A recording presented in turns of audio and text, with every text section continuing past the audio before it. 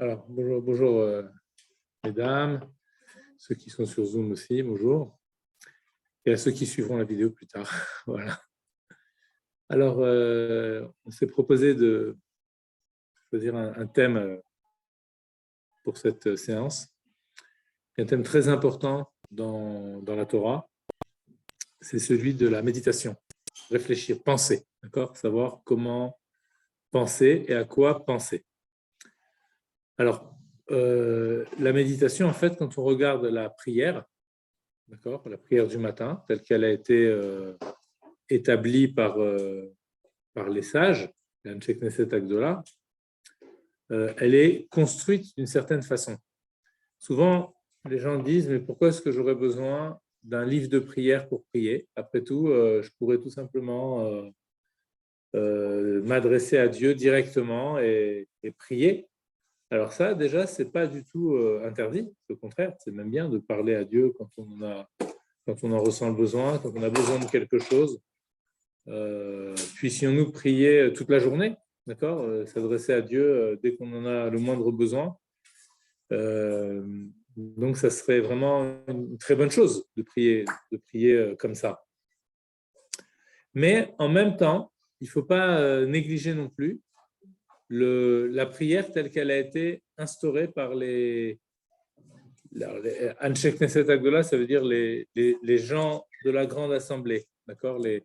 Ce sont des grands maîtres qui précèdent même l'époque de la Mishnah, donc c'est vraiment très très ancien. Donc après les prophètes. Et pardon.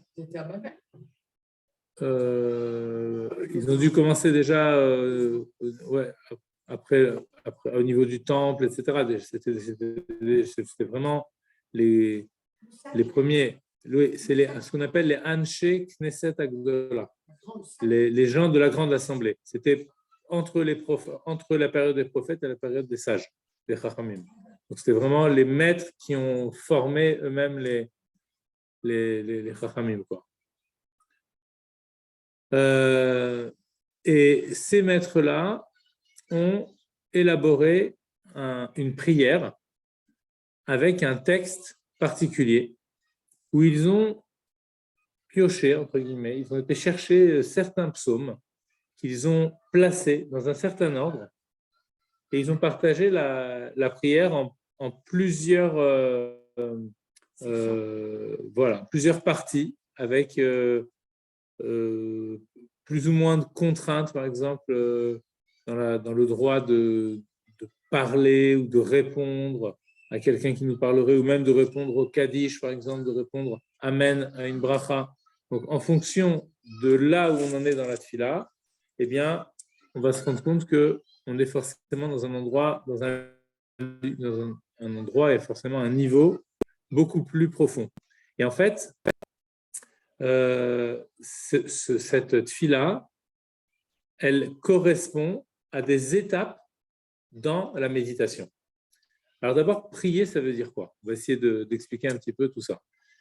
Prier, ça veut dire, premièrement, le sens le plus simple, quelqu'un a des besoins, donc il va prier Hachem.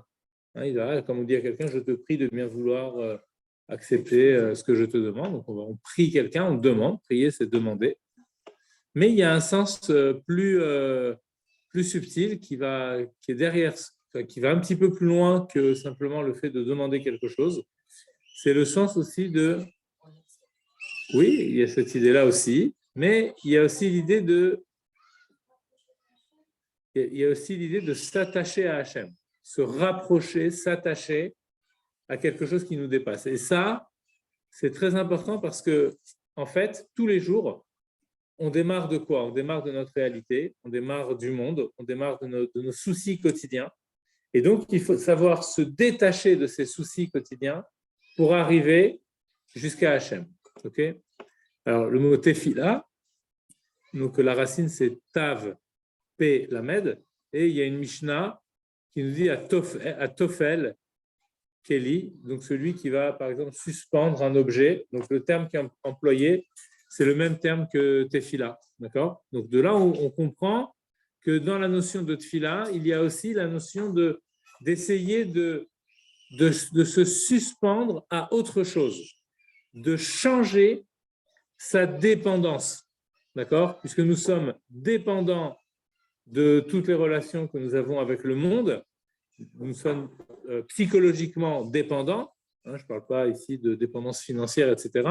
Nous sommes quasiment structurellement dépendants et pourtant, on nous dit tfila, c'est comme se suspendre à quelque chose, comme un objet qu'on suspend, ok? Et donc, l'idée de se suspendre à quelque chose, c'est en fait de changer l'ordre de la dépendance.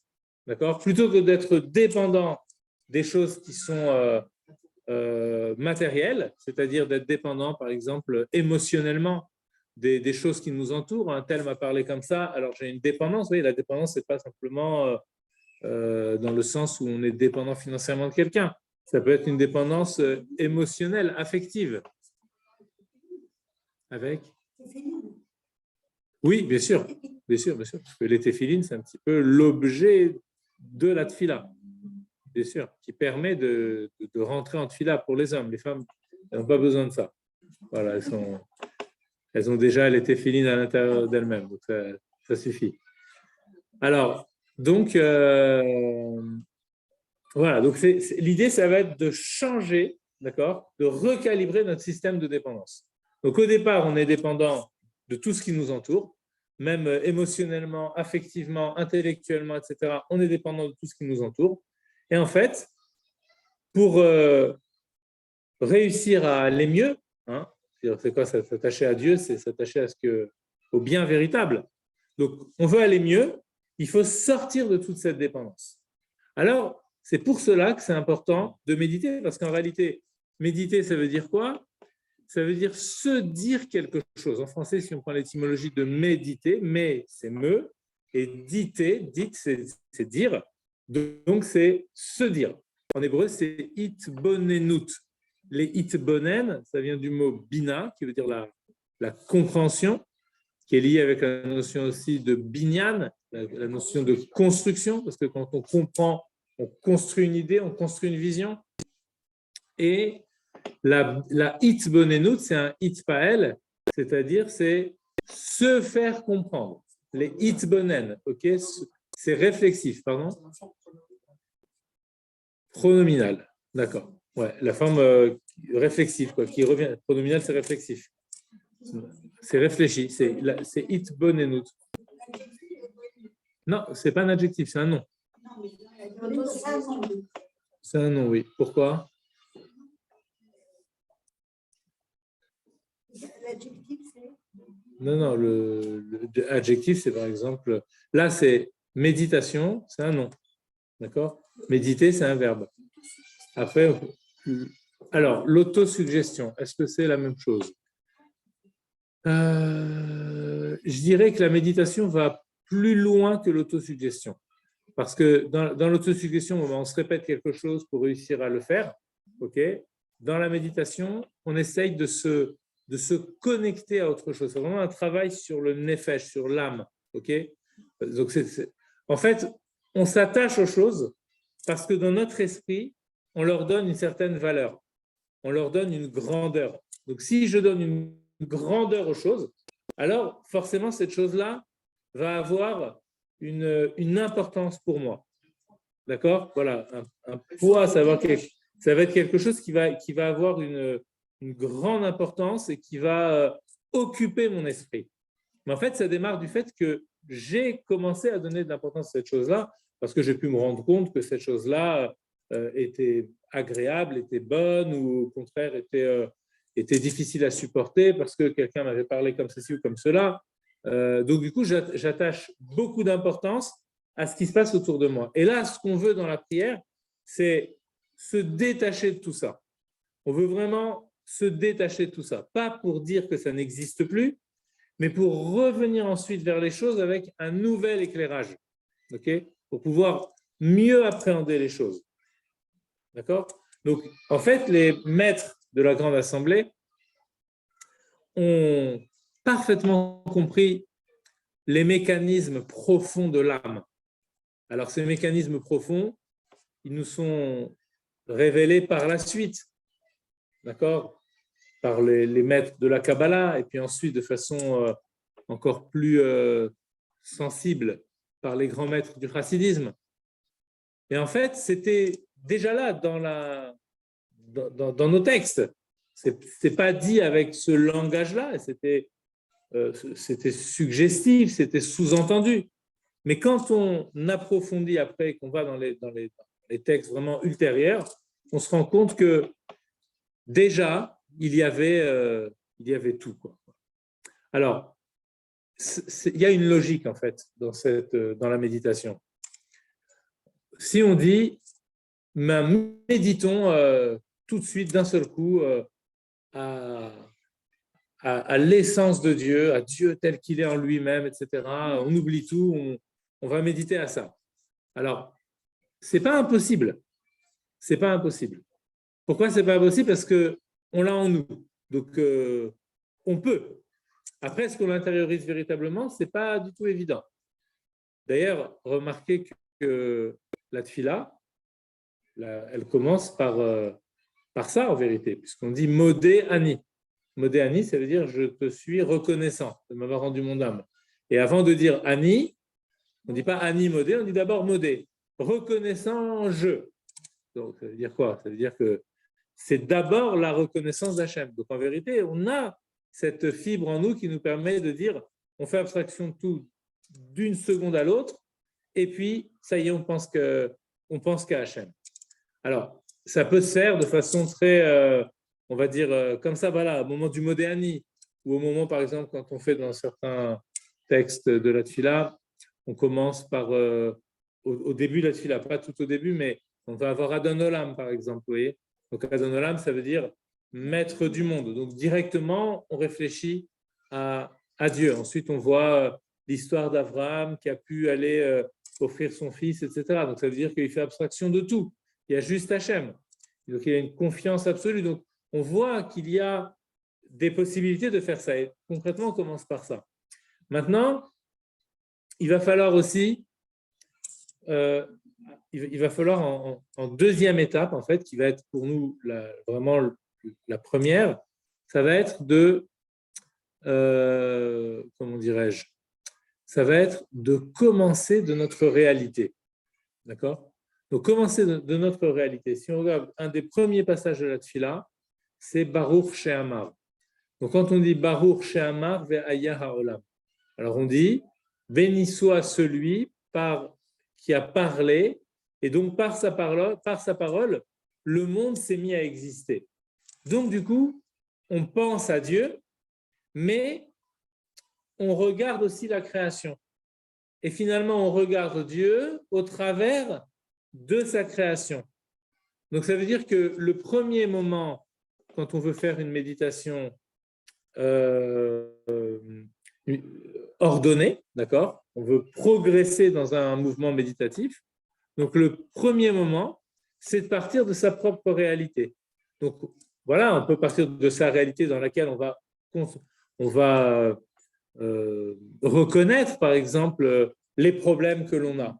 D'accord? On va reconnaître que, je ne sais pas, moi, si par exemple on est extrêmement coléreux ou si on est extrêmement susceptible ou pas extrêmement, peu importe, on est dans une certaine disposition. Alors on se dit, voilà, ok, je reconnais, ça fait partie de Baruch She'amar, ça fait partie de ce que Dieu a créé dans le monde. Il a créé aussi la colère, il a créé aussi la susceptibilité, il a créé la blessure, il a créé tous les maux d'âme, il les a créés, il a créé le monde. Alors, il a créé le monde parfait, mais il a laissé une imperfection pour que l'homme puisse l'arranger. Donc, du coup, l'homme a sombré dans cette imperfection. Et voilà, il est rentré dans la brèche. Et donc, voilà, maintenant, on vit dans un monde qui finalement est imparfait. Et la première imperfection, c'est la mienne. Donc, du coup, il faut que j'admette cette imperfection. Et je me dis, voilà, je démarre de là. Ça ne veut pas dire que je dois rester tout le temps comme ça, mais ça veut dire que je démarre de là. Ensuite, de là, je peux dire, OK, il y a moi, mais il n'y a pas que moi. Il y a tout ce qu'Hachem a créé. Et puis là, déjà, je peux poser un œil sur le monde et voir, contempler. Alors, la contemplation, ça fait partie de la méditation. Quand on contemple par exemple, un beau paysage. Si vous avez lu dans les Sfirat HaOmer, il y a sur Tiferet, par exemple, sur la Sphira du merveilleux, on parle aussi de cette notion de contempler les belles choses du monde. Mais pourquoi on contemple les belles choses du monde? Non pas pour se dire « Ah là là, là j'ai quelque chose de magnifique ». Ce qui va nous intéresser, c'est la magnificence, justement, c'est l'éclat, c'est le sublime, sublime, ce qui est au-delà de la lime, de la limite. Donc, c'est le sublime du divin. Et donc, en fait, on commence à accéder au divin, on commence à rentrer, à élever sa conscience, puisque c'est ça, méditer, c'est élever sa conscience. Donc, comment on élève sa conscience? En partant de la conscience telle qu'elle est en bas, mais tout de suite, d'en bas, je vois qu'il y a quelque chose derrière ce que je suis en train de regarder. Il y a un exemple qui est donné souvent. Vous savez, quand on dit que le Shabbat, il y a les mondes s'élèvent. Vous voyez, alors l'âme aussi peut s'élever. Donc l'exemple qui est donné, c'est comme une grue. C'est vraiment ça. C'est l'idée d'une grue. J'ai vu cet exemple rapporté dans les livres. Une grue qui va porter comme ça une maison et qui va attraper par les fondements, par les fondations de la maison. Elle va aller jusqu'aux fondations pour soulever. Vous voyez? Parce que quand on veut soulever quelque chose, il faut l'attraper par les fondations. Ben là, c'est ce qu'on est en train de faire. On est en train d'attraper nos fondations, c'est-à-dire notre point d'ancrage avec la réalité. On est là, dans la réalité. On ne peut pas dire qu'on n'a pas de relation avec la réalité. On n'est pas des anges, on n'est pas des âmes isolées dans le ciel. On est des êtres humains faits de chair et de sang. Et donc, forcément, on est dans la réalité. Même si on a une âme, notre âme, elle est saisie, elle est prise dans cette réalité. Et c'est justement pour cela qu'il faut méditer, parce qu'on ne peut pas sortir et élever notre approche de la réalité comme ça. Donc, il faut forcément travailler sur notre esprit, sur avec notre intellect pour réussir à voir les choses d'une façon différente. Donc là, on commence, c'est ce qu'on fait, on fait un travail, on commence à faire un travail méditatif. Voilà. Après, chacun l'adapte à sa propre vie. Évidemment, ça c'est des lignes extrêmement générales. Mais déjà, on démarre de ce que nous avons autour de nous. On démarre des problèmes que l'on a, et puis on se rend compte que c'est Dieu qui nous les a créés. On n'est pas obligé de voir que les problèmes aussi. On peut voir aussi les choses positives. Et ça, c'est bon aussi de voir les choses positives, parce que le problème, en fait, c'est un petit peu quelque chose qui nous invite à aller plus loin. Donc, même dans le problème, il y a forcément quelque chose de positif.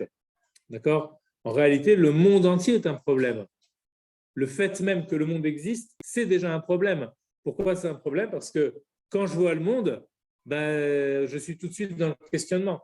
D'où il vient, comment ça se fait qu'il existe, est-ce qu'il y a un Dieu qui l'a créé, etc., etc.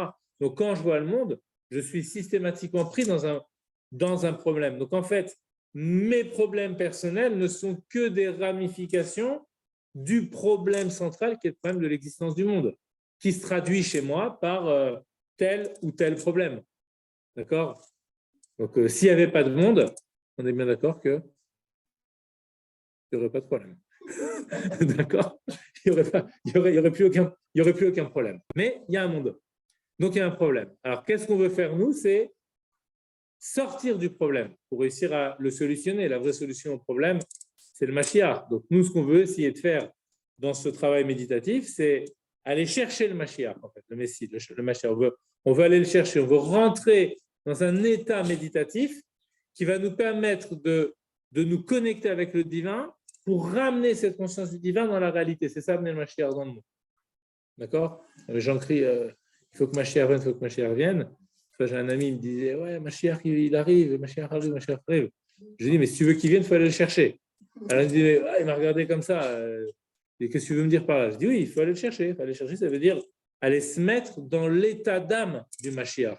Et c'est comme nous sommes réels. Donc ça veut dire nous sommes dans la réalité. Le Mashiach, c'est une âme pour l'instant en haut. Ok, donc cette réalité messianique, elle peut passer que par notre réalité. Donc on est obligé d'aller chercher cette réalité messianique spirituelle en prendre conscience dans notre esprit, et c'est comme ça qu'on l'amène dans la réalité. Si tout le monde fait ça, Mashiach, il arrive lui aussi dans la réalité, dans un corps. Alors, donc, on construit Idbonenut, Binyan, on construit cette méditation, on commence par les fondations et on élève le tout. Donc, on a les fondations. Qu'est-ce qu'on a encore? Alors, les fondations, c'est quoi? C'est observer le monde, c'est mon point d'ancrage avec la réalité. Okay, c'est là que je suis sur Terre. Et en étant sur Terre, je vois cette réalité. Donc, du coup, je vais essayer de changer de regard par rapport à cette réalité. Alors, par exemple, il y a dans les psukés des Imra, justement, dans les versets dans les versets. Alors, vous savez ce que c'est les psukés des Imra? Alors, dans la Tfila, voilà, à partir de Baruch She'amar jusqu'à Ishtabach, okay, c'est un long passage, il y a une dizaine de psaumes, avec Az-Yashir aussi après. Et donc, ce sont des psaumes, en fait, du roi David. Donc, ce sont des psaumes que l'on lit pendant justement ce passage de la Tfila qui est vraiment on va dire, le démarrage fort de la méditation. Et dans ce passage-là, on a des choses, par exemple, qui sont très, très belles. Par exemple, on a... il n'y aurait pas un sidour ici? On va avoir, par exemple, je vais vous lire quelques passages parce que c'est très, très beau. Ah, merci beaucoup. Merci beaucoup.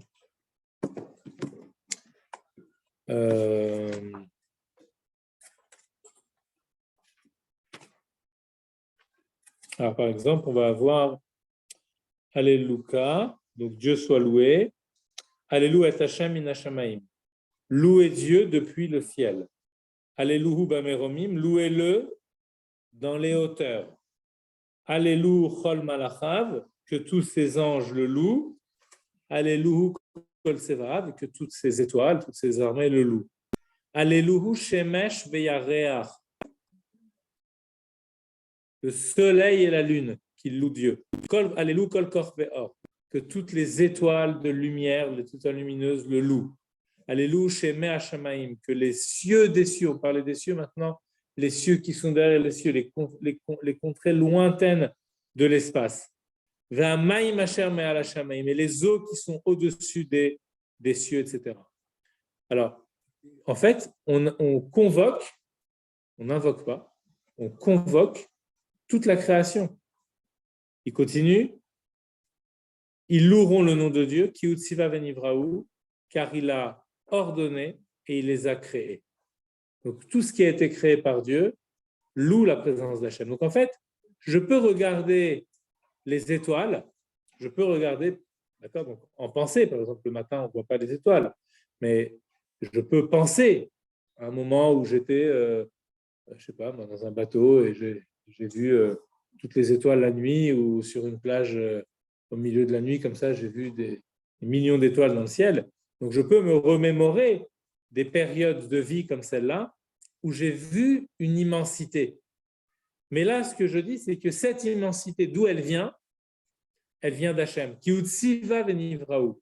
Donc ça, c'est une partie méditative qui est très importante, qui va consister à observer le monde dans sa dimension d'être créé. Pas simplement dans sa dimension, on peut observer le monde de plein de façons.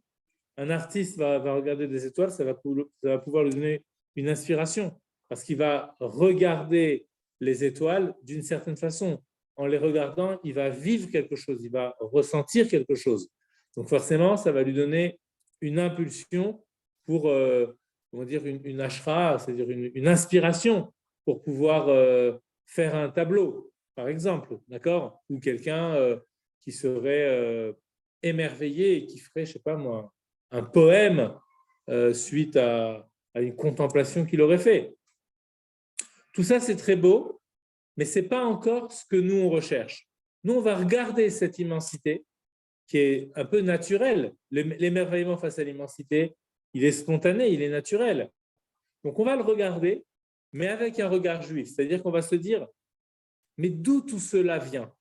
Et à ce moment-là, notre bâtisse, elle commence un petit peu à s'élever.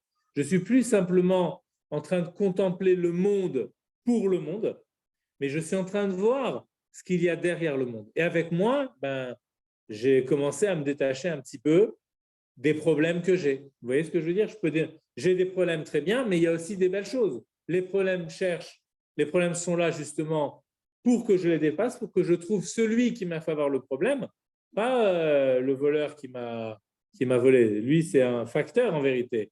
Mais le vrai problème, si quelqu'un m'a cambriolé, c'est Hachem qui a voulu que ça se passe comme ça. Donc, c'est passé par le voleur et je peux porter plainte contre lui, etc. Mais derrière tout ça, ce qui est voulu dans le projet général de la création, c'est qu'au travers de tous les événements du monde, les plus agréables comme les plus difficiles, à chaque instant, on cherche à voir d'où ça vient. Alors, celui qui est encore plus avancé, il peut aussi essayer de comprendre pourquoi ça lui est arrivé. Ça, c'est encore un autre problème. Okay? Mais en vérité, comment on peut comprendre le pourquoi? En avançant dans ce chemin-là. C'est-à-dire qu'en se rendant compte que ça vient de Dieu, au fur et à mesure, on va s'approcher d'Hachem et plus on s'en approche, plus on est éclairé et plus on a l'inspiration qui nous permet de comprendre pourquoi dans notre parcours de vie, cette chose-là m'est arrivée. Il n'y a pas un parcours de vie qui est futile. Toutes les vies que Dieu a créées, c'est chacun a sa vie et chacun a son parcours de vie. Et donc, chacun, dans son parcours de vie, doit essayer le mieux possible de comprendre le sens de son parcours de vie. D'accord? Ça fait aussi partie de la Hitbonenut, mais on va dire que ça, c'est déjà une Hitbonenut qui sera bien avancée. Hein, et ça ne vient pas... en fait, ça vient après. Ça veut dire, une fois qu'on s'est bien approché d'Hachem, à ce moment-là, on se rend compte, ah bah oui, heureusement que je suis passé par là. Ah, j'ai eu telle maladie, ah, j'ai eu tel problème. Ah, mais c'est ça qui m'a construit. Donc, il y a celui qui va s'enfoncer dans son problème. Il y a celui qui va au contraire se servir du problème pour dire qui m'a envoyé le problème, c'est Dieu. Dieu, il sait pourquoi il me l'a envoyé. Et à un moment, il m'envoie l'inspiration qui me permet de comprendre, ah, mais si je n'étais pas passé par là, je ne me serais pas renforcé comme ceci et comme cela. D'accord? Donc, chaque étape, elle nous permet d'avancer. C'est un petit peu ce qu'on fait dans le Psuké des Imra, c'est-à-dire qu'on se déleste des soucis et on s'attache à l'essentiel. Finalement, moi, mes problèmes, ce sont des ramifications simplement, comme on l'a dit tout à l'heure, du problème de l'existence du monde. Donc, prenons la source, on prend l'existence du monde et on se demande, cette existence du monde, d'où vient-elle? Et donc, à ce moment-là, on arrive à contempler le divin au travers de sa création. C'est déjà pas mal comme étape. On est déjà connecté avec Dieu.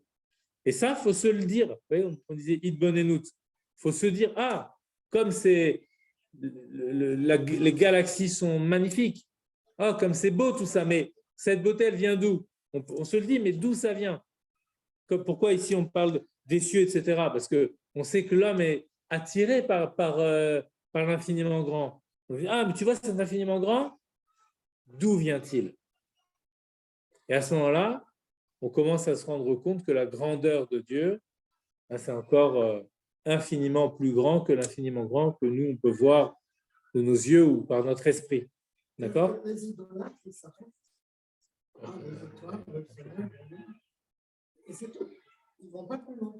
Exactement.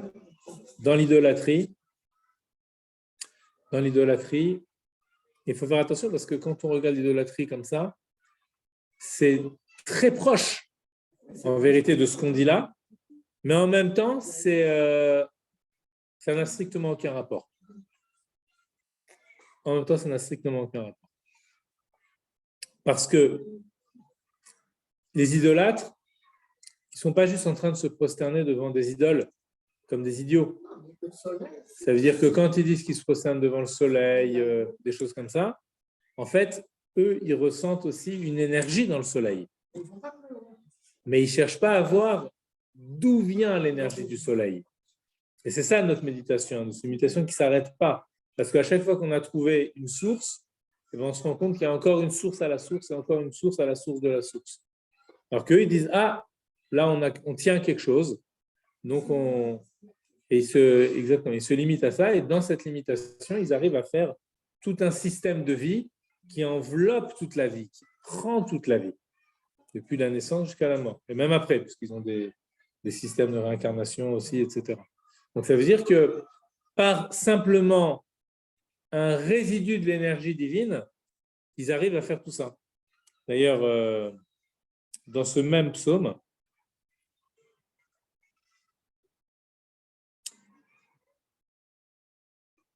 il y a un verset qui nous dit juste après, Ya'alelu et Shem Hashem.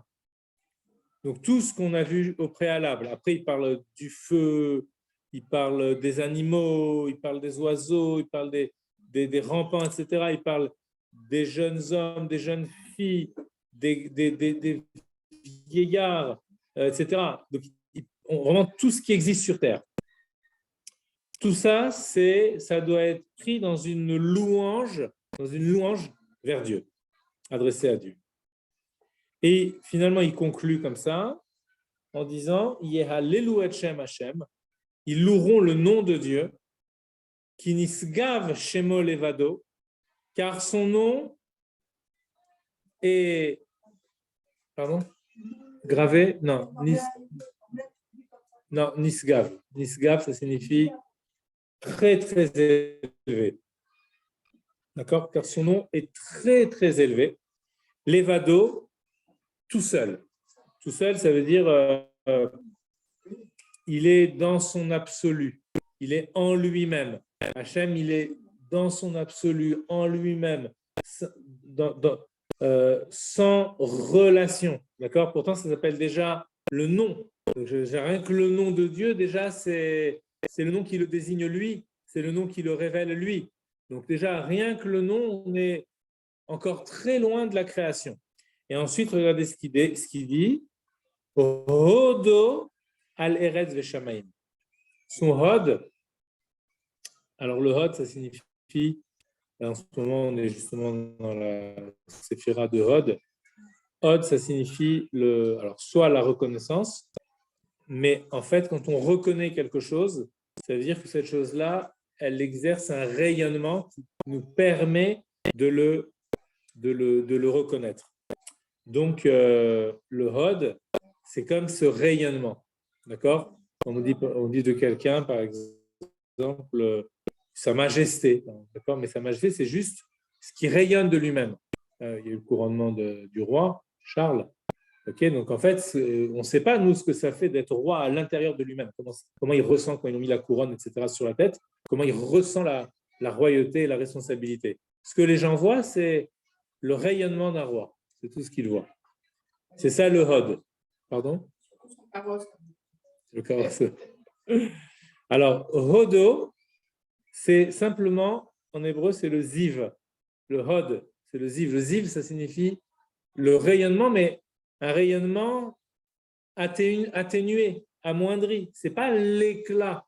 Vous voyez, l'éclat lumineux de la lumière, par exemple, la lumière du soleil, telle qu'elle est dans le soleil. Vous voyez, le soleil, c'est vraiment le rayonnement lointain. Donc, c'est ce qu'il nous dit ici. Tout ce qu'on a dit juste avant, on va louer le nom d'Hachem, etc. En fait, ce qui permet à toutes ces choses d'exister qu'on a citées au préalable, les cieux, la terre, les océans, les animaux, enfin, tout ce qui existe, tout ça, ça ne vient que de Hod. Son nom, à lui, il est là-haut tout seul, donc il est dans son absoluité à lui, mais ce qui nous parvient à nous, c'est sa relation à nous, donc c'est déjà du relatif, et le relatif, c'est déjà une diminution très importante de cette lumière-là. Donc, ce n'est pas du tout lui-même. Okay? Ce n'est pas là qu'on voit ce qu'il est en lui-même. Donc ça, c'est important de se rendre compte parce qu'en fait, on pourrait dire, ah, comme vous avez dit tout à l'heure sur les idolâtres, ça veut dire, ah, et même les Havdil, mais le juif aussi peut se tromper, ça veut dire, waouh, c'est incroyable, ça y est, là, je médite ici dans les versets, je prends mon livre en français, par exemple, si je ne comprends pas très bien l'hébreu, et je reste un moment comme ça à penser à ces psaumes, à leur signification. et je commence à lire ces choses-là, je dis, mais c'est incroyable finalement. J'ai une réalité, et derrière cette réalité, il y a un rayonnement qui anime cette réalité, il y a une énergie, une puissance divine qui anime cette réalité. Et là, je pourrais me dire, bah, c'est génial, ça y est, j'ai attrapé, ça y est, j'ai Hachem. J'ai Hachem lui-même. C'est pour ça que le verset nous dit Hodo aleret veshamim. C'est juste un rayonnement, une sorte de réverbération. Vous voyez ce que je veux dire? C'est juste un rayonnement atténué. C'est pas du tout le nom tel qu'il est en lui-même, tel qu'il est en Hachem. Okay? C'est pas ça. Et donc, c'est encore moins Hachem lui-même que j'ai attrapé. Évidemment qu'Hachem est là. Mais moi, en voyant la réalité, j'ai attrapé simplement un rayonnement du divin qui anime et qui crée et qui fait vivre cette réalité. Oui? Non, je disais, c'est pas un mirage. Ça dépend comment on regarde. Non, ce n'est pas une achizatonim, ce n'est pas un mirage. Mais c'est important, on va voir dans la suite de la méditation, qu'à un moment, ça va être important de voir et de ne plus voir. Pour ça, d'ailleurs, que pendant le schéma, on va mettre la main devant les yeux. Parce que quand on met la main devant les yeux, on ne voit plus. Donc, c'est comme si on arrive à un point où on ne voit plus. Alors, je finis avec ça, après on va passer justement à la deuxième étape de la méditation. Alors, mais regardez justement, après, Vayarem keren leamo, teila lechol chasidav, livne Israël am krovo aleluka. Keren. Keren, c'est quoi? Ah oui, mais justement, ce n'est pas du tout la même chose. Parce que keren, c'est aussi une corne. D'ailleurs, en hébreu, c'est le même mot, okay? Keren, corne. Et la différence qu'il y a entre un keren et un rayonnement, c'est que le keren, ça fait partie intégrante de l'animal. Et c'est même, on va dire, l'essentiel des animaux à cornes. C'est vraiment l'essentiel de l'animal. On pourrait dire pratiquement l'essence de l'animal qui se retrouve dans ses cornes. Okay? C'est au-dessus de son crâne. C'est comme sa couronne, c'est vraiment...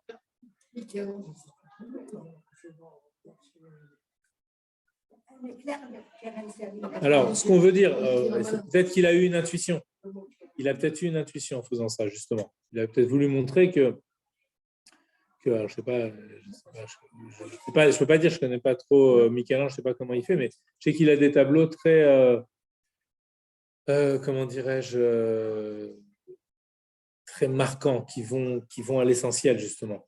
Donc, ça veut dire que quand Moshe a un keren, une couronne, pardon, pas une couronne, la couronne, c'est un keren, couronne, une corne, keren, or une corne de lumière, un rayonnement de lumière, ça veut dire que ce n'est pas simplement un rayonnement lointain, mais c'est vraiment, il y a quelque chose qui est vraiment de son essence, qui provient de lui véritablement.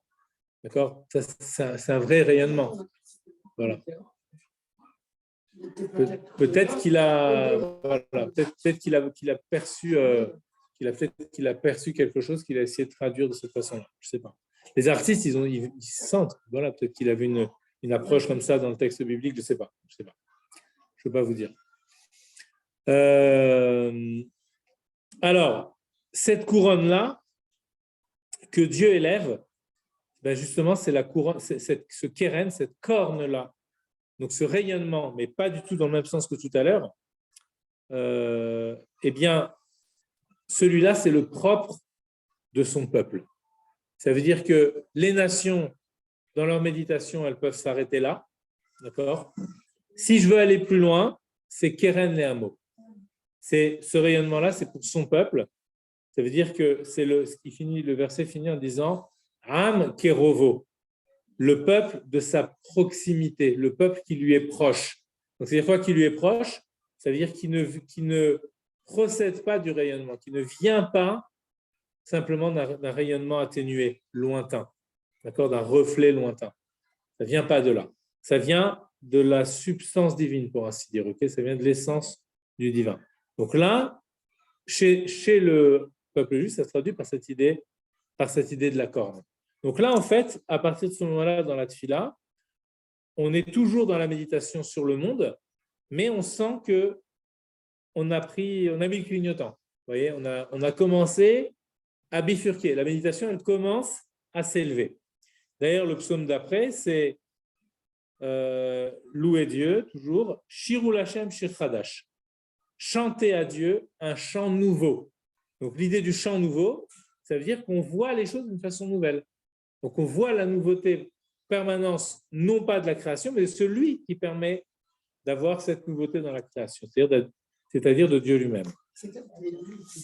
Pardon ? Le Teilim, lequel? Celui-là que vous voulez la page ou le... Ah, le numéro Teilim. Alors, attendez. Celui-là, c'est le 150. Celui-là, c'est le 100, parce qu'il n'y a pas écrit 149. Et celui d'avant, c'est 148. D'accord? Vous voulez le revoir? Le psaume 148, un psaume vraiment magnifique. En fait, on pourrait, sur tous les psouké des Imra, prendre verset par verset et méditer. Là, ici, l'idée, c'est juste de comprendre globalement le sens de cette méditation. C'est-à-dire qu'on démarre de quelque chose qui est lié avec le monde, on commence à voir dans cette chose-là la dimension du divin, et comme ça, crescendo, on progresse. D'accord? On avance dans notre méditation. Oui, exactement. La Tfilat Shacharit, vous comprenez maintenant pourquoi il y avait certains chassidim qui prient en priant, ça pouvait durer 3 à 4 heures. La Tfilat en une demi-heure, on peut la faire. Vous voyez? Mais il y en a en priant, ça veut dire sur chaque mot, ils vont méditer, ils vont essayer de penser le contenu. D'accord? Justement, pour suivre. Parce que quand on médite, en fait, c'est un point important sur la méditation, c'est que quand on médite, quand on se dit ces choses-là, d'accord? En fait, on n'est pas simplement en train de se les dire, on est aussi en train d'essayer de les vivre. Donc, on rehausse, en rehaussant notre conscience, on rehausse aussi notre être. Vous voyez? D'où l'importance de bien méditer et de bien consacrer du temps à ça. Donc, quand on dit consacrer, on peut démarrer par une méditation d'1 minute. C'est pas, si on n'a pas l'habitude, on peut tous les jours se fixer un moment de prière. Alors, on peut faire cette fila, et puis c'est difficile de rester concentré sur toute la prière. Donc, on peut dire, on va lire tout, mais on va prendre un passage sur lequel on va prendre du temps. On va se prendre un peu la tête entre les mains et on va se mettre à réfléchir un petit peu, à se dire, tiens, qu'est-ce que ça veut dire? On peut prendre, si on a l'habitude de prier dans le siddur en hébreu et qu'on ne comprend pas très bien l'hébreu, on peut prendre aussi à côté le siddur en français, on peut avoir les deux, et puis passer d'une page à l'autre et essayer de temps en temps de regarder un petit peu et puis laisser aller sa pensée, vous voyez, laisser aller dans ce sens-là. Tiens, ça me suggère quoi? Ça veut dire quoi? Qu'est-ce que, vous voyez, et on se met à penser comme ça, vous voyez. Donc, c'est important d'essayer de le faire et de se fixer des moments dans la journée pour le faire. Comme une routine, vous voyez, quelque chose qu'on fait vraiment régulièrement. Les gens qui font du sport régulièrement, ils savent que s'ils ne font pas tous les jours, après, ça va être difficile de reprendre. Ou ils ont des moments où on se dit, ce moment-là, c'est un moment qui est vraiment consacré à ça. D'accord? Donc, je vous invite à essayer. Voilà, c'est rien à faire. Si vous êtes à un moment, vous avez 10 minutes de libre devant vous, vous dites, tiens, je vais faire ça. Je mets en mode avion le téléphone et puis moi, je me mets en mode avion. Voilà, c'est moi l'avion qui va essayer de m'élever. Et voilà, on enlève toutes les sources de distraction et on se pose, on se met sur la table, la salle à manger, on prend un livre de prière et puis on commence à prier. On fait vraiment son exercice de méditation. C'est vraiment quelque chose qui peut se faire. Ça suscite des images, mais regardez bien, derrière les images, on va chercher ce qui n'a pas d'image.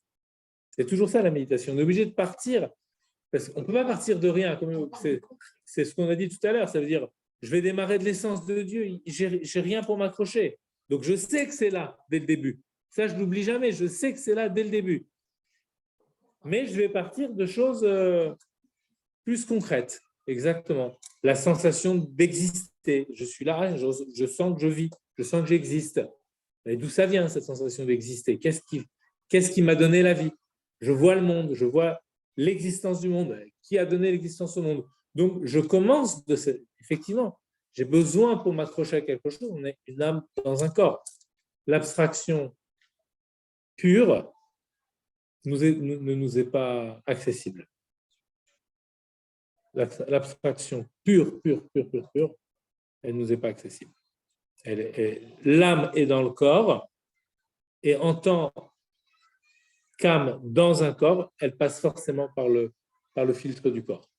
Donc, l'accès au divin direct d'avant la création, c'est-à-dire d'avant mon existence, je ne l'ai plus.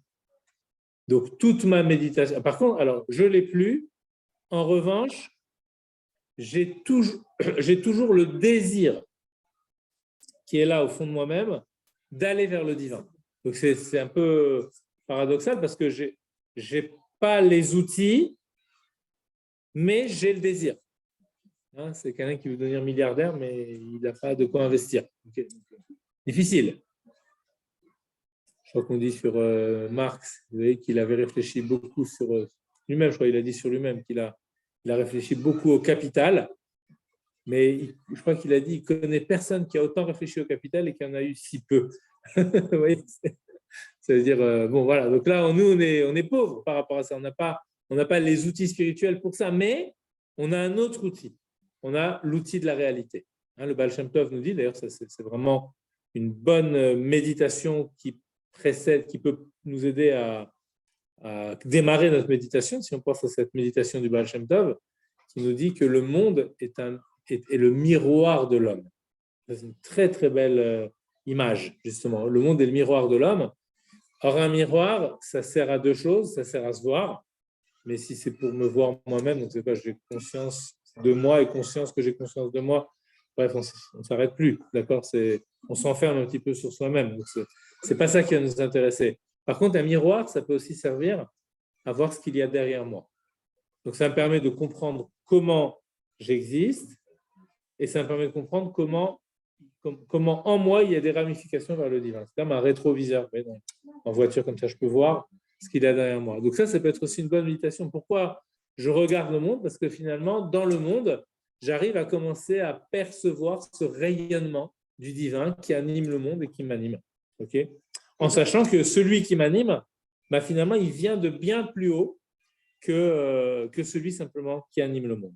Donc ça, c'est la première partie de la prière, donc première partie de la méditation. D'accord?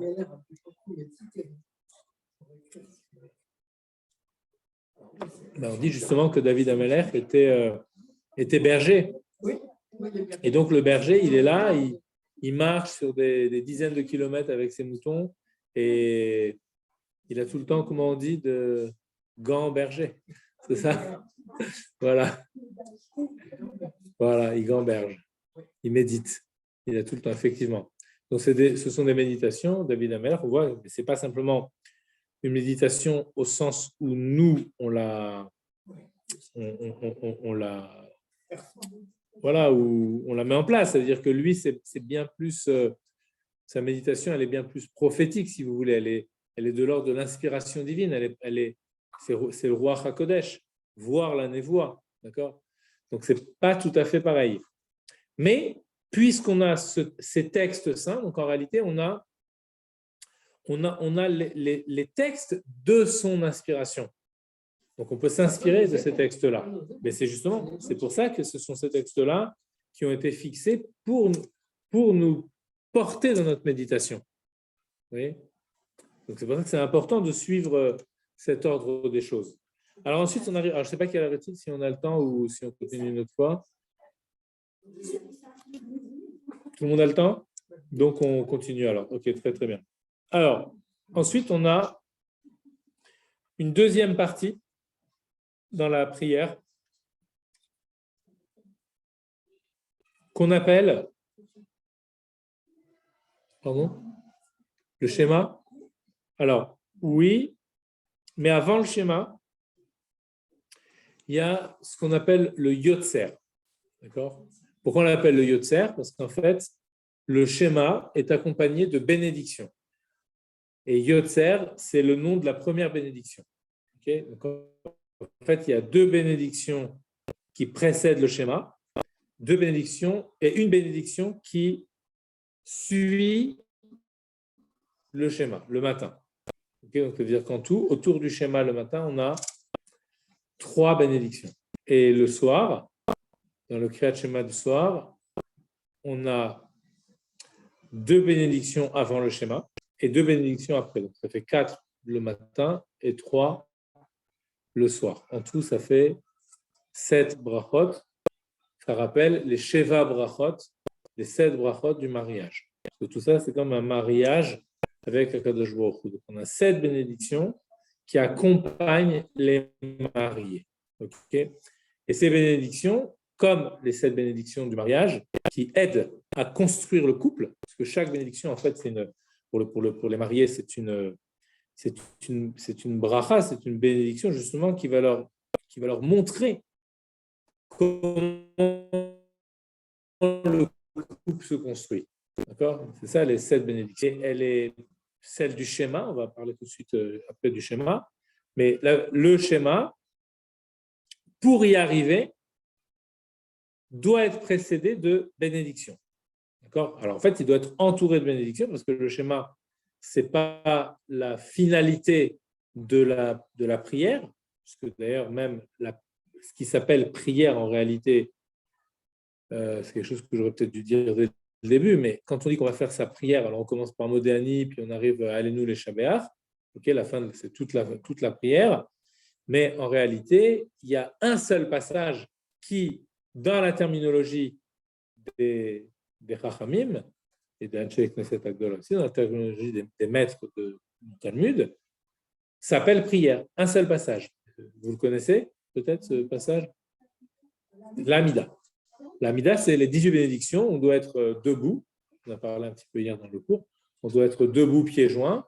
Donc ça, c'est vraiment le moment quasi fusionnel. On va essayer d'expliquer aussi que nous dit ce moment justement de la Hamida. Alors, donc on a du travail, ok? On a les bénédictions, le schéma et la Hamida, ok? Je pense qu'avec tout ça, on aura de quoi prier. Ok? On va essayer de résumer un petit peu ces 3 étapes. Pardon? Donc, Odou, voilà. Alors, Odou, ça fait partie de tout ce qu'on a dit avant. Ok? Odou, c'est vraiment, on dit que c'est le chant du soleil, que le soleil adresse à Hachem. C'est-à-dire, c'est l'âme du soleil. Ok? Voilà. Chanter vers Dieu, etc. Voilà. Odou, c'est très, très, très général. Hein. Si vous regardez bien la traduction de Odou, vous verrez, c'est vraiment, ça recouvre vraiment toute la création dans son ensemble. Okay, un petit peu comme le soleil comme ça qui passe au-dessus du monde et qui voit tout. D'accord? Donc il dit, ah voilà, Dieu, tout le monde te loue, etc. Bon. Alors, le schéma et les 2 bénédictions qui sont avant le schéma. Alors, il y a une bénédiction, on a dit que ça s'appelle le Yotzer parce que c'est le nom de la première bénédiction. Ok? Donc, Yotzer, ça signifie qui crée. Donc, béni sois-tu Hachem, notre Dieu, roi du monde. Yotzer Or, qui crée la lumière. Okay? Ou Vorech Osher, qui forme la lumière et qui crée l'obscurité. Donc, cette bénédiction, c'est la bénédiction pour la lumière. Et dans cette bénédiction par rapport à la lumière, alors, tout à l'heure, on a dit qu'il y a le monde. Ok? Mais en disant qu'il y a le monde, on disait aussi qu'il y a une énergie, une lumière qui animait le monde. Donc maintenant, on se concentre sur cette lumière. Vous voyez comment on était au départ, il y avait monde, lumière divine dans le monde, et maintenant, lumière divine, et on va voir qu'on a aussi ce qui est au fond de la lumière, quelque part, c'est les anges. Il y aura toute une méditation ici sur les malachim, sur les anges, okay, qui est vraiment magnifique. On va voir ça tout de suite. Et dans cette méditation sur la lumière et les anges, on va avoir on va commencer à voir se profiler Hachem lui-même. On commence un petit peu. Okay. Ensuite, la deuxième bénédiction, c'est la bénédiction de l'amour. Donc là, on commence à se centrer sur nous-mêmes. On doit se voir comme un être fondamentalement aimé, pétri d'amour divin, Ahavat Olam Ahavtanu. Et d'une fois qu'on a ces deux méditations, donc en bloc, lumière, ange, puis amour, très longue méditation sur l'amour, ensuite, on a le schéma. Donc on voit, le schéma, ça va vraiment être s'élancer vers Dieu. Ok, ça s'appelle Messirut Nefesh. C'est vraiment, c'est progressif, mais à un moment donné, on se lance. Ok. Donc, alors, cette méditation sur la lumière, elle nous invite à penser aux anges. Alors, les anges, que disent-ils? Alors, avant de parler des anges, on va dire, voilà, eux, parce que, pourquoi on parle des anges? Parce que les anges, en fait, c'est quoi un ange? C'est une puissance divine, ok, qui agit par derrière le monde. Les anges, comment on a la connaissance des anges? Okay. La Torah, parfois, nous parle, on dit, voilà, malach, elle dit, il y a un ange qui est intervenu. Voilà. On voit, dès le début de la Torah, on voit qu'il y a la notion d'ange. Il y a un passage particulier dans les prophètes où vraiment les anges, là, sont mis à l'honneur. C'est le passage du char céleste d'Ézéchiel, de Yecheskel. Ce fameux char céleste dans lequel il y a une description. Alors, les cieux se sont ouverts, justement, nous dit le prophète Yecheskel devant ses yeux. Les cieux se sont ouverts et il a vu des marot Elohim, il a eu des visions divines. Les cieux s'ouvrent et il a des visions divines. C'est quoi des visions divines?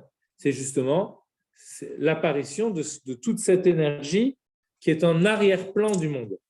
Okay, c'est ça qu'il a commencé à voir. Il a commencé à voir l'inconscient du monde. Et qu'est-ce qu'il voit? Il voit une espèce de char un peu bizarre, porté par des animaux en guise de roues, comme ça, ok, et sur lequel il y a aussi une forme un peu étrange, qui est une forme, comme nous dit-il, comme une forme d'homme. À chaque fois, il y a ce comme-là qui revient, ou à la ressemblance d'une forme d'homme. Okay. Pourquoi à chaque fois il y a ce comme-là? Parce qu'en fait, ce qui vise derrière ça, c'est justement ce qui n'est pas animal, c'est-à-dire ce qui dépasse l'animalité. Et quelque part, on va le voir tout de suite, ce qui dépasse l'humain aussi. Donc c'est pour ça que c'est comme une forme d'homme, en réalité, c'est déjà une perspective du divin, okay, qu'il a. Alors, ces anges-là, en fait, il y en a 4, on l'a vu dans un cours là, récemment, et dans chacune, il y a aussi une forme d'homme qui accompagne. Donc à chaque roue, si vous voulez, il y a 4 formes d'animaux. Donc en fait, il y a 3 formes d'animaux plus une forme humaine. Vous voyez. Et ces formes-là, en fait, ce sont les malachim. Et donc ces malachim, ces anges, portent le char céleste et les aident à s'élever. Maintenant, on l'a vu aussi nous dans le cours, mais ce qu'on va dire maintenant, on ne l'avait pas dit, c'est qu'en fait, notre âme, elle vient, notre âme animale. Dans le Tanya, on parle à chaque fois, on dit il y a l'âme divine et il y a l'âme animale. Notre âme animale, elle vient aussi de ces formes animales, parce que c'est l'origine de l'animalité. D'accord? Donc, ce qui se passe ici, c'est que nous, on a dit tout à l'heure qu'on partait de nos problèmes. Et un de nos problèmes, c'est qu'on est en prise avec notre animalité. Mais quand on veut faire le schéma, on aimerait bien que notre animalité, elle suive aussi le mouvement. Puisque quand on va dire « tu aimeras Hachem, ton Dieu, de tout ton cœur », Bechol Levavecha, on a 2 bêtes. Et les deux bêtes, les Chachamim nous disent qu'il y en a un qui correspond au Yetzer Tov et l'autre qui correspond, le deuxième, au Yetzer Hara. Donc ça veut dire qu'il faut aussi amener dans le mouvement notre âme animale, notre Yetzer Hara. D'accord? Donc pour ça, il faut essayer de l'impressionner. Alors par quoi un animal est impressionné? Ben, il est impressionné par la grandeur, par la force. Il est impressionné par la force. Ok? Et il va être encore plus impressionné si on lui dit, tu vois, toi en tant qu'animal, la personne qui est sur le Zoom, ça ne vous dérange pas de couper le son, s'il vous plaît. Merci beaucoup.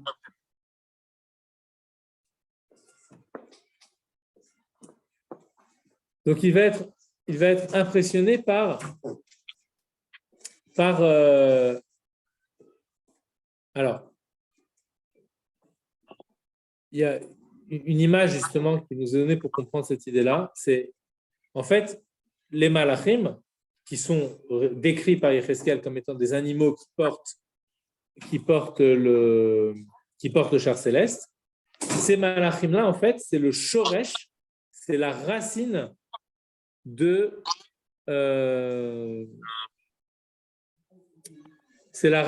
notre animalité. J'essaie de se concentrer. Donc, c'est la racine de notre propre animalité. Donc, on va lui dire quoi à notre animal qui est en nous, notre âme animale? On va lui dire, tu vois, toi, tu es une âme animale, mais en fait, ta racine, elle se prosterne devant Dieu. Elle dit, par exemple, Kadosh, Kadosh, parce que les malachim ressentent la présence de Dieu. Donc, quand ils ressentent la présence de Dieu, qu'est-ce qu'ils disent? Ils disent Kadosh, Kadosh, Kadosh, 3 fois, comme Hachem est saint. Ils sentent que ça les dépasse complètement. Bonjour, ça va? Mince, désolé. Ouais. Bon. Alors, donc, j'étais un petit peu perturbé par ce truc-là. Donc, ça veut dire, voilà. Alors, il y a un exemple qui nous est donné, c'est, imaginez-vous, par exemple, un roi qui est dans un palais, un magnifique palais, et ce roi-là, il a énormément de princes. Donc, les princes vont venir dans le palais, et en voyant le roi, ils vont se prosterner devant le roi. D'accord? Ils sont complètement effacés devant lui. Maintenant, on va avoir un paysan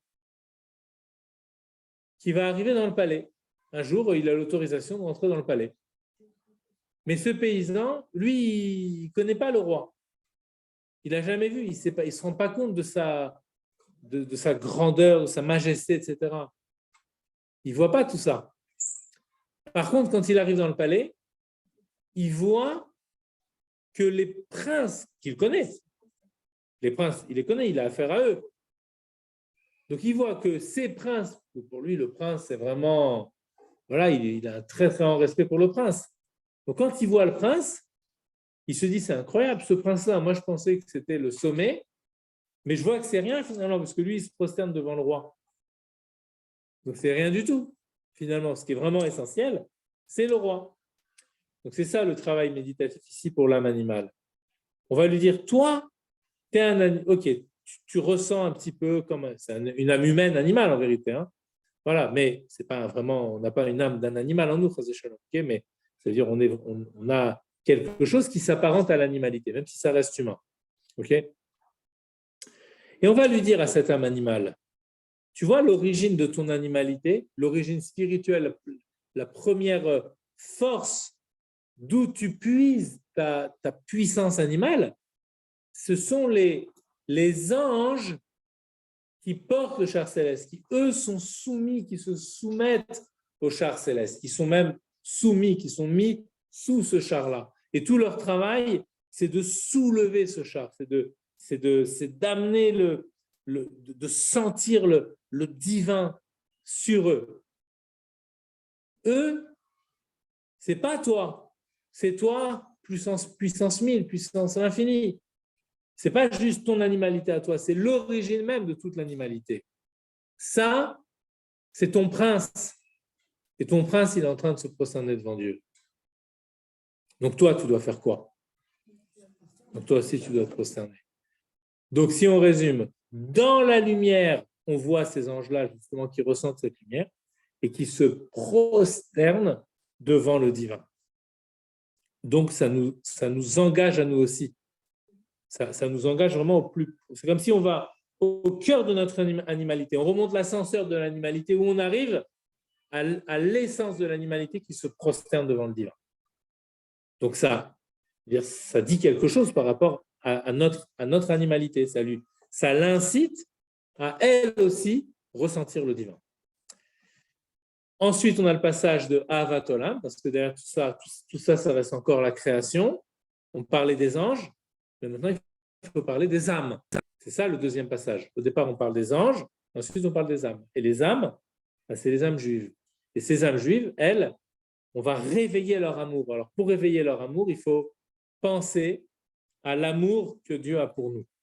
Donc, cet amour-là, on doit le sentir comme un véritable privilège, et pas simplement un privilège, mais comme un apanage. C'est-à-dire que c'est le propre du peuple juif que d'être dans cette proximité du divin. Alors après, il peut aider la création, il doit aider à la création à ce que l'amour de Dieu se répande dans la création. Mais au départ, il doit le sentir comme véritablement le privilège du Ham Israël. Et d'ailleurs, celui qui veut ressentir cet amour-là et qui ne fait pas partie du peuple juif, dans quelque part, il faut qu'il sache qu'il ressent qu'un rayonnement de cet amour dans l'existence du monde, parce que toute la création, elle est créée avec l'amour de Dieu, mais l'amour en soi, ça, c'est le propre de l'âme juive. Donc, s'il veut ressentir l'amour véritablement avec un grand A, l'amour divin, il faut qu'il convertisse son âme au divin. Et à ce moment-là, il pourra ressentir cette chose-là. D'accord ?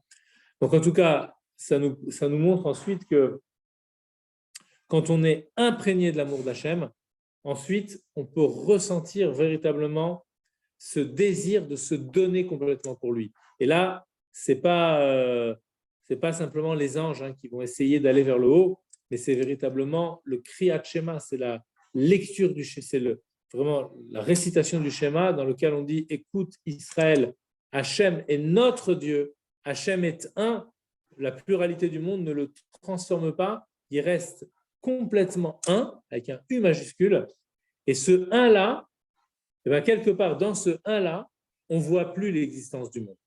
Donc on est vraiment quasiment au sommet de notre méditation, et là, on ferme les yeux et on dit ce schéma-là, on essaie d'entendre ce qu'il y a vraiment derrière la création. Ok ? Schéma, c'est écrit Shin, Mem, Ain. Shin, Mem, Ain, ça veut dire. Alors, schéma, ça veut dire écoute, mais c'est aussi les initiales d'un passouk qui nous dit Se'u marom enechem, levez vers le haut vos yeux, pas simplement vers les cieux, mais vers le haut, ça veut dire encore plus haut que les cieux. Donc ça, c'est schéma. Et la suite du passouk, qui est suggéré justement dans le schéma, c'est Ur'u, et voyez qui a créé ceci.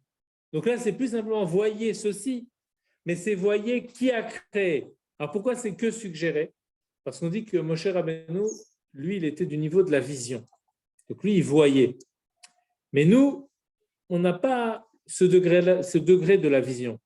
Donc Moshe Rabbeinu aurait voulu dire voyez Israël.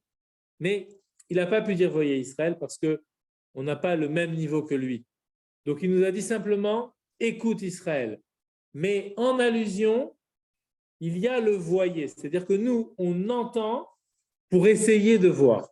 Comme à Matan Torah, où on voit, on entend ce qui se voit d'habitude et on voit ce qui s'entend. Vous voyez, c'est ce mélange-là comme ça à Matan Torah.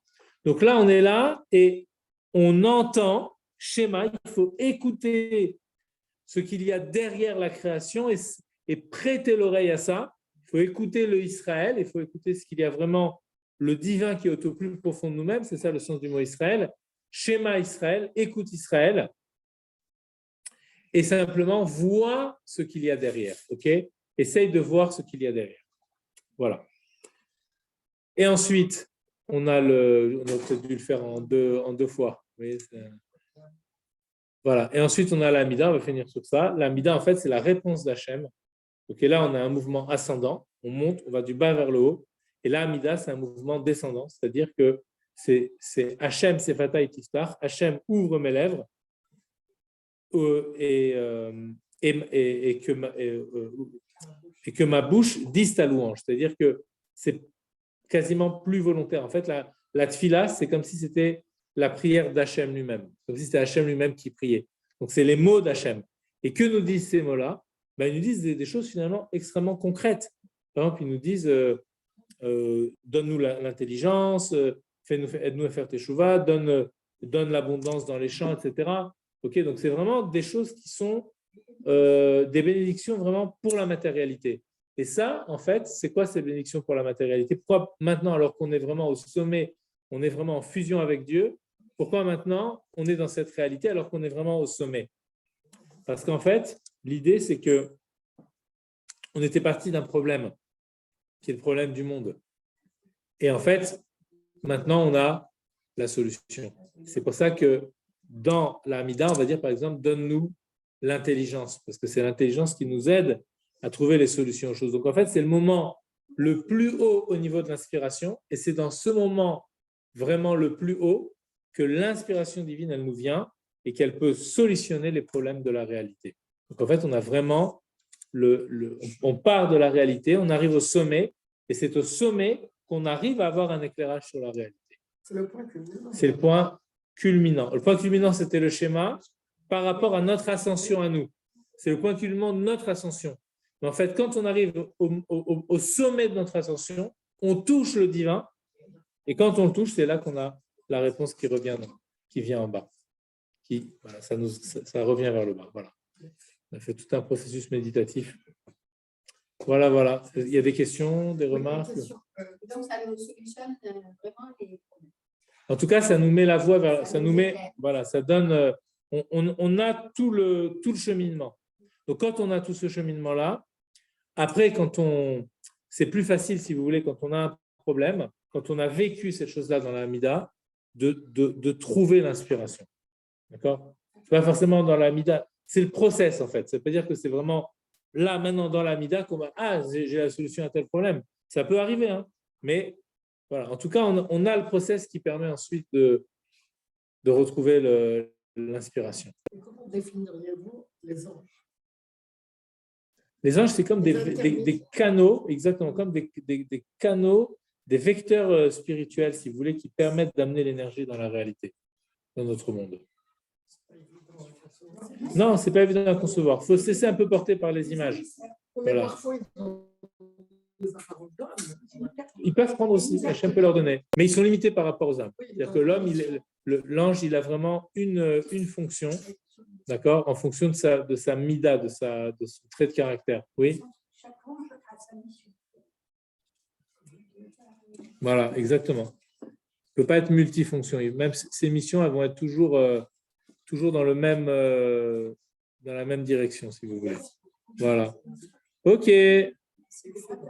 Voilà. Vous savez quoi? Je crois que j'ai oublié d'enregistrer. Je n'ai pas enregistré. Voilà. Ah non. Non, j'ai oublié l'enregistrement. Eh bien, Laurent, pas.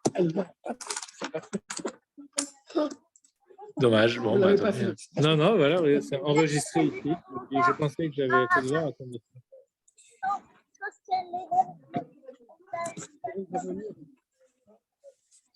C'est dommage parce que nous, on peut... Mettre fin à la réunion pour tous. Ah, si, attendez, a priori, faites voir.